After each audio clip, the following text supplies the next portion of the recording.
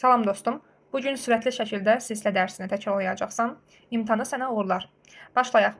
Uşaqlar, silsilə sözü nə deməkdir? Silsilə sözü hər hansı bir, məsəl üçün, kəmiyyətlərin, ədədlərin, biz riyaziyyatdan danışırıqsa, ədədi silsilə və həndəsidən danışırıqsa, ədədlərin nizami olaraq düzülüşüdür.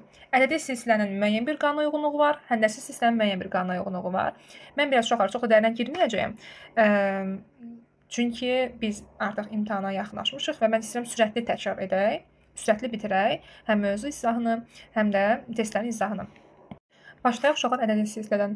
Ədədi silsilədə hədlər hər sonrakı hədd, hər öncəki həddən müəyyən qədər uşaqlar və bu qədər sözünə fikir verin, eyni qədər fərqlənirlər. Yəni bu nə deməkdir? Ya eyni vahid arta gedəcək, hədlər düzüləcək sırayla. Ya da eyni vahid azala hədləri düzəcəksən. Məsəl üçün 2 üzərinə 5 gəldim. 7, 7 üstə gəl 5, 12, 12 üstə gəl 5, 17, 17 üstə gəl 5, 22, 22 üstə gəl 5, 27. Yəni bu qanuna uyğunluqla düzülübsə, misal üçün mən 5 yazdım ha. Buna deyəcəksiniz ədədin silsilə və yaxud da azala davam edə bilər. Uşaqlar 45 çıx 5, 40, 40 çıxılsın 5, 35, 35 çıx 5, 30. Məsəl üçün və s. uşaqlar davam edə bilər. Ədədi silsilənin uşaqlar var birinci həddi. Ədədi silsiləni nəzərə al ki, bütün hədləri balaca A hərfinə işarə olunur və indeksini uşaqlar nömrəliyə gedirsiniz.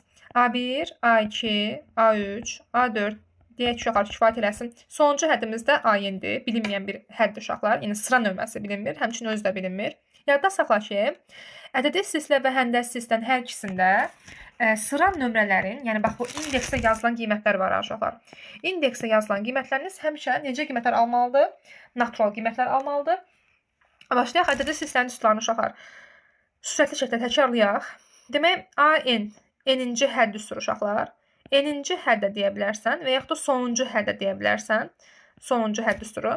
A-in bərabərdir. A1 üstə gəl, N çıxılsın 1 vurulsun D. Uşaqlar, burada məntiq nədir? A1, yəni burada yazdığımız indeksdən 1 düzdürmü? Bu silsilə fərqidir. Birazdan danışacağam. Deyəcəyim mənası nə deməkdir? Silsilə fərqinin əmsalı ilə, bax bu indeksdə duran qiymətin cəmləri sənə buranı verməlidir. Məsəl üçün, mən A5-i açıramsa, A1 vasitəsilə açıramsa sadə halda, bu bizim iç düsturumuzdur. A5 bərabər A1 vasitəsilə açıramsa, A5 bərabər olacaq A1 üstə gəl 4 deyə uşaqlar. Və yaxud deyək ki, əlimizdə A2 var. Misalın açılışı A2-yə daha uyğundur. Onda A2 üstə gəl neçə D açacaqsan? 3D olaraq açacaqsan. Və yaxud deyək ki, misalımızda A5-i A7 vasitəsilə açmaq daha sərfəlidir. A7 çıxılsın 2D olaraq uşaqlar açacaq. Bu oldu ayın birinci hədd üstürü uşaqlar. D silsilə fərqidir. D uşaqlar ədədlərin neçə vaid artmasını və yaxud neçə vaid azalmasını ifadə edir. Məsəl üçün, burada silsilə fərqi müsbət 5 olduğu halda, yəni D bərabər müsbət 5-ə. Burada silsilə fərqi, bax bu arıcılıqda, ədədi silsilədə silsilə fərqi mənfi 5-dir. Bax buna fikir verməlisən. Silsilə fərqi uşaqlar düsturu var. Bu düsturdan istifadə etməsəniz əslində misal işləyə bilərsiniz. A-n çıxılsın AK, bölünsün N çıxılsın K. Deyək ki, sənə hər hansı bir N-ci hədd və yaxud da K-cı hədd verilibdir. Həmin o N-ci həddin cavabından K-cı həddin cavabını çıxacaqsan, məxrəcdə isə onların sıra nömrəsini bir-birinə çıxacaqsan. Məsəl üçün, tez misal yazaq. A4 bərabər 2-dirsə, A7 bərabər -5-dirsə, silsilə fərqini tap deyirsə, A7-dən A4-ü çıxacaqsan, -5 çıxılsın 2, böləcəksən 7 çıxılsın 4-ə. -7 bölünsün 3 verdi, silsilə fərqinin cavabı. Bu ifadə uşaqlar D hərfinə işarə olunur və adı silsilə fərqidir. Yaxşımı? Silsilə fərqi. Davam edək uşaqlar.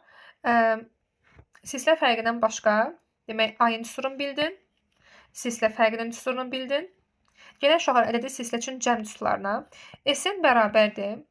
A1 birinci həddi üstə gəl, sonuncu həddi bölünsün 2, vurulsun N uşaqlar.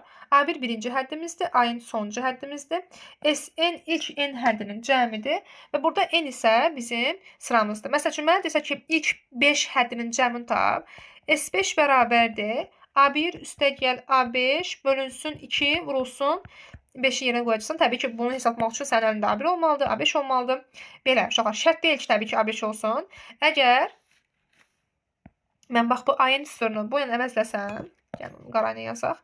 Baxın, görün, cəm düsturunuz nəyə çevriləcək? Demək, A1-ə dəyməyəcəm. A1 olduğu kimi qalsın.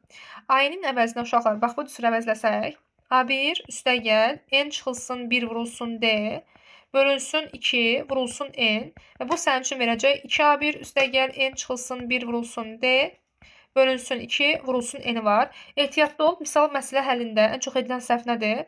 Bu n uşaqlar təkcə bu ifadəyə vurulmur. O n ifadənin birbaşa olaraq sürətinə vurulur. Yaxşımı? Yəni həm 2a1-ə vurulur, həm də bu ifadənin cavabına vurulacaq. Bax, bunu nəzərdən çıxartmayın.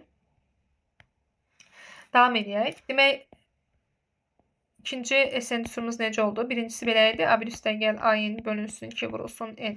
İkinci cəm düsturumuz isə 2A1 üstəgəl, baxın, bura qeyd eləmişəm mən, təzədən yazıram sizin üçün. 2A1 üstəgəl N çıxılsın 1 vurulsun D bölünsün 2 vurulsun N oldu uşaqlar. Və SN ilə AN-ın ortaq bir üçüncü düsturda var uşaqlar. Hər hansı bir həddi tapmaq istəyirsənsə və hər hansı bir hədd məsələn şəklində tapılmasını istəyibsə və SN-lərlə bağlı, yəni cəmlərlə bağlı uşaqlar. SN bax ilk n həddinin cəmidir. S5 deyirəmsə ilk 5 həddinin cəmi nəzərdə tutulacaq. S6 deyirəmsə ilk 6 həddinin cəmi. S1 deyirəmsə ilk 1 həddinin cəmi demək indi uyğunsuzluq olar. S1 A1 deməkdir. Yəni ilk birinci həddin öz deməkdir. AN ilə bağlı belə bir abırsız düsturumuz var. Niyə bunu abırsız deyir uşaqlar? Çünki həm ədədi silsən ödəyir, həm həndəsi silsən ödəyir, həm də müəyyən bir arıcılıq varsa, bu arıcılıq nə ədədi silsən, nə də həndəsi silsənin qanuna uyğunluğuna tabe deyilsə, yenə təbii ki biz buna silsə deyəcəyik. Sadəcə ədədi silsə və yaxud da həndəsi silsə olduğu vurulamayacaq və yaxud da arıcılıq deyəcəyik uşaqlar buna. Arıcılığı da ödəyir şurası. Yəni hər şey ödəyir də. AN bərabər hər hansı ixtiyari bir hədd bərabərdir. SN çıxılsın SN minus 1 uşaqlar. Bunu sizə başa salacağam ki, bax bu nə deməkdir?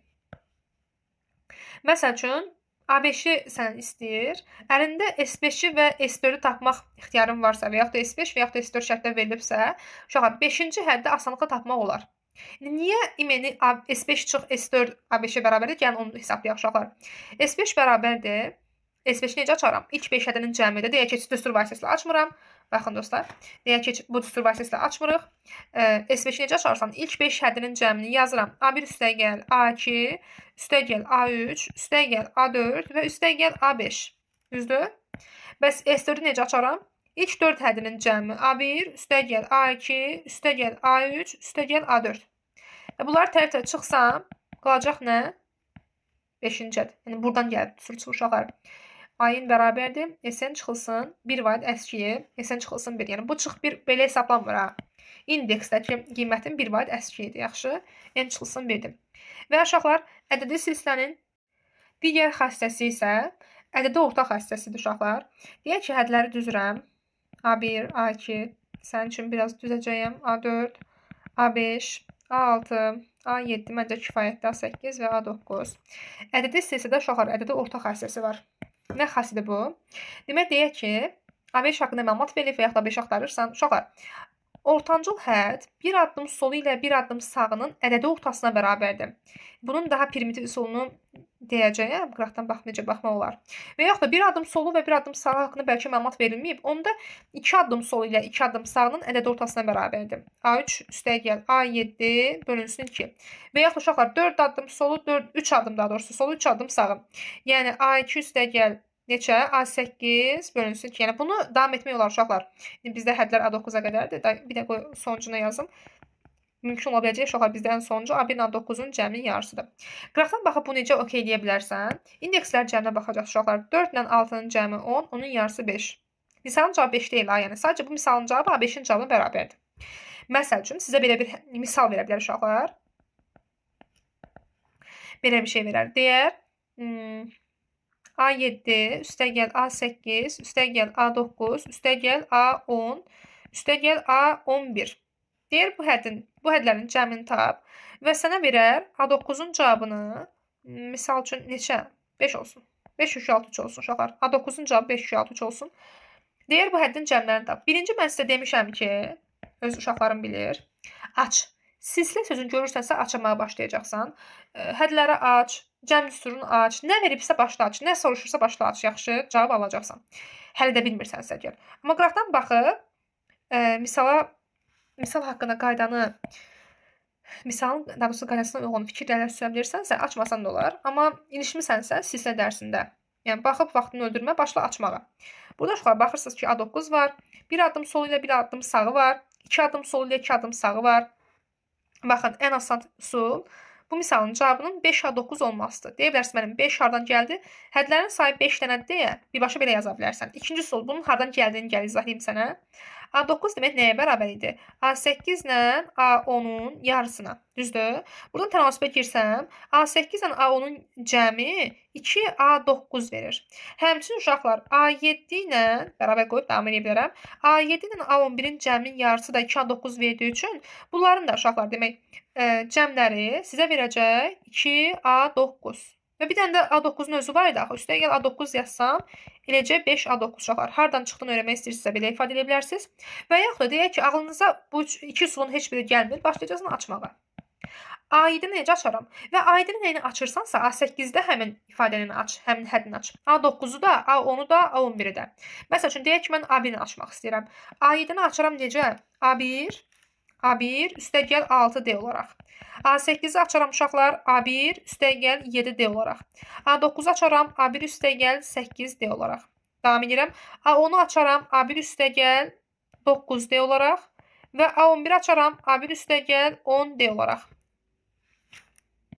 Toplasam uşaqlar, A1, 1, 2, 3, 4, 5. 5 A1-imiz var uşaqlar. Sonuncusu neçə idi? A11 idi. Burada D hərfi də nəzərimizdən qaçmasın. Bu D hərfi uşaqlar. Demək, 1, 2, 3, 4, 5. 5 dənə A1-imiz var. Üstəgəl 6D, 7D, 13D, 8D, 21D, 9D, 30D və üzərinə 10 da gəlsək 40D verəcək. Misalın cavabı haqqında məlumatımız yoxdur. Onsuz da bizə misalın cavabını istəyir. 5 A1 üstəgəl 40D. 5-i ortaq rol çıxartsaq qalacaq A1 üstəgəl 8D. A1 üstəgəl 8 desənə hansı həddi verir? A9-un cavabını verir, düzdür? Baxın, A9-un cavabını verir. Yəni, A9-un cavabı nə idi? 5 kök 6 3-dür. Misalın cavabı baxırsan ki, misalın cavabı 5 dənə A9 verir. Yəni, 5 vurulsun 5 kök 6 3 eləyəcək 25 kök 6 3 uşaqlar. Bu da əsl niyyəsini izah etdim sənə. Ədədi silsilədən uşaqlar başqa bir hissə qalmır, başqa bir qayda qalmır. Davam edək, yəni vacib bir qayda qalmır. Yəni, sən bunları bilərək bütün ədədi silsilə bölməsinə aid olan düşə biləcək bütün sualları işləyə bilərsən. Başlayaq uşaqlar həndəs silsiləyə. Həndəs silsilə. Həndəsi silsilənin ədədi silsilənin ilk fərqi uşaqlar qayda olaraq nədir?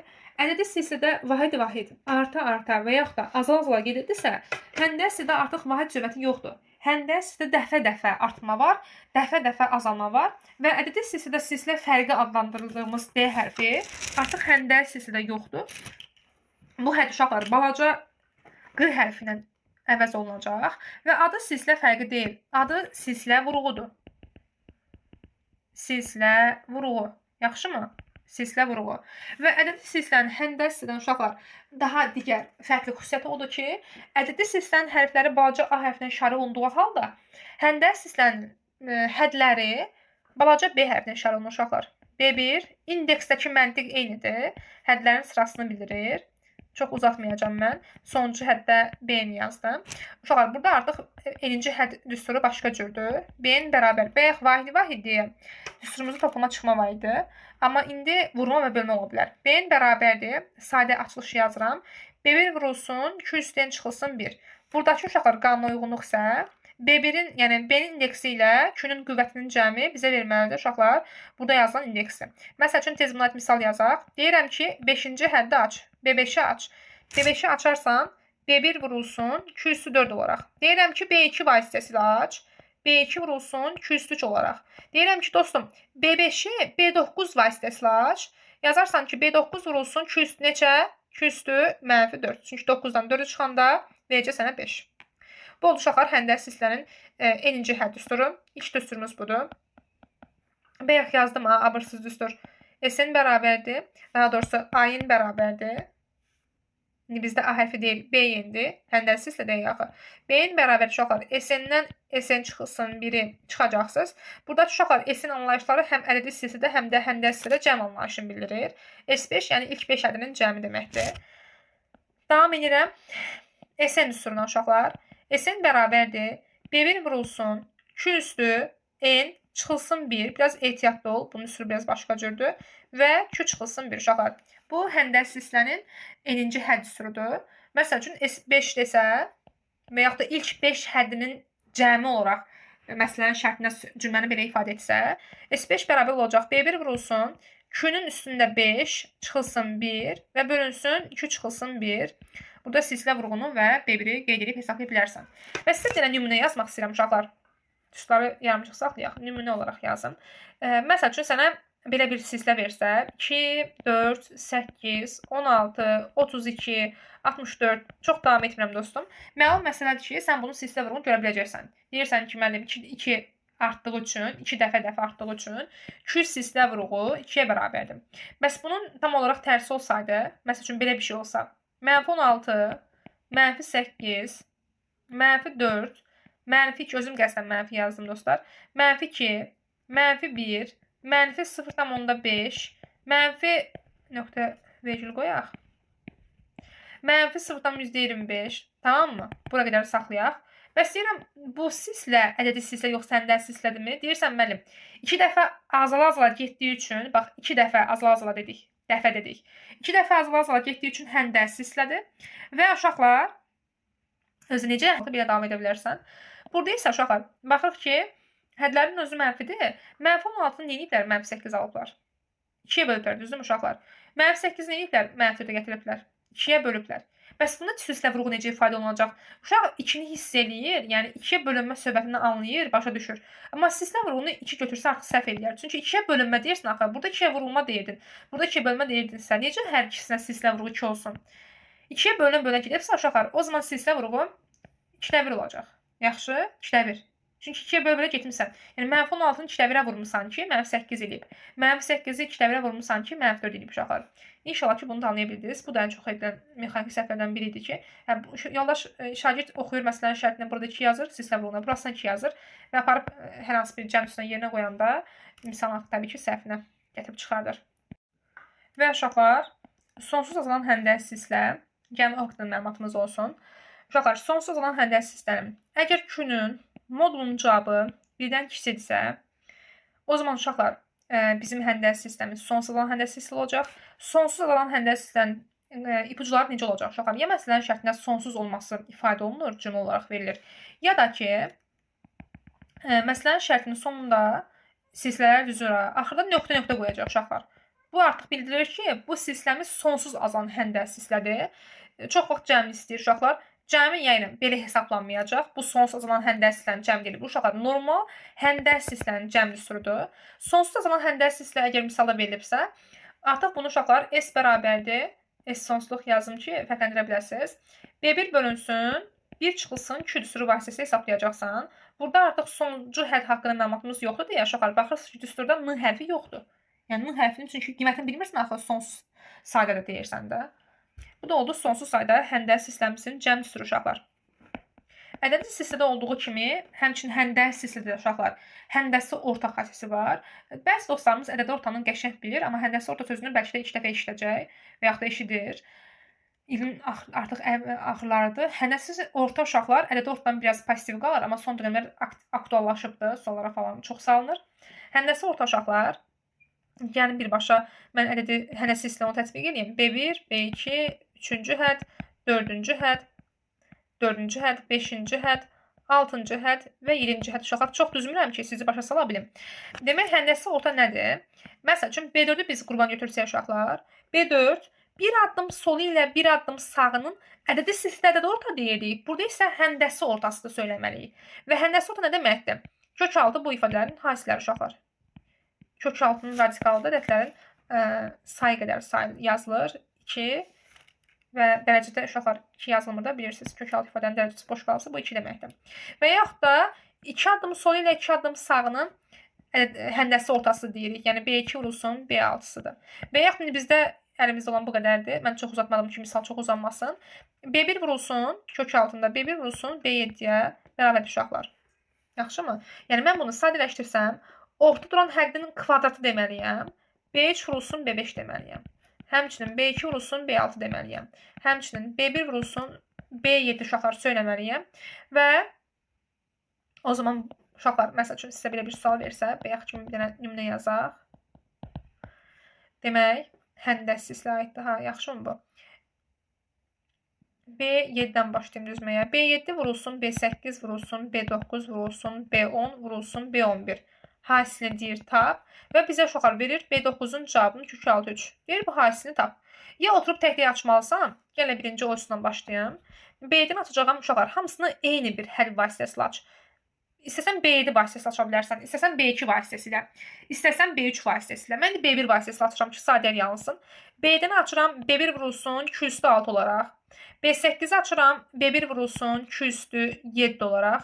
B9-u açıram, B1 vurulsun 2 üstü 8 olaraq. B10-u açıram, B1 vurulsun 2 üstü 9 olaraq. Və uşaqlar B11-i açıram, 11 idi bu. B1 vurulsun 2 üstü 10 olaraq. Davam edəsəm B1, B1, B1, B1, B1. Vuranda uşaqlar üstə toplanacaq. Olacaq B1 üstü 5 vurulsun 2 üstü 6 üstə gəl 7, 13, 13 üstə gəl 8, 21, 21 üstə gəl 9, 30, 30 üstə gəl 10, 2 üstü 40 verəcək. Və uşaqlar, baxın, qüvvətlərdən 5-i çölə çıxartsam, B1 vurulsun 2 üstü 8 sənə verəcək 9-cu həddir. Və misalın cavabı B9 üstü 5-dir uşaqlar. B9-un cavabı kök altı 3 olduğu üçün kök altı üstü 5-li görün necə sadələşdirmək lazımdır. Çox vaxt belə tiparlı uşaqlar cavablar verir ki, yəni qabaq hissəsi əyləncəlidir, arxa hissəsi biraz maraqlı olsun. Və buradan uşaqlar tam kök çıxacaq. 3 üstü 2, 9 çıxacaq. Kök altı 3 isə qalacaq. Misalın cavabı 9, kök altı 3-dür. İpuculu versiyası nə etməlisən? Orta duran hədd yazdım düzdür. 1, 2, 3, 4, 5. B9 üstü 5 olacaq misalın cavabı. Yəni kök altı üstü 5. Yəni eyni nəticəni gəlib tapmış oluruq uşaqlar. Bu da belə. Həndə sizdə uşaqlar bir də belə bir maraqlı xəstə var. Bu da çox istifadə olunan xəstələrdən biridir. Gəlin bunu yazaq.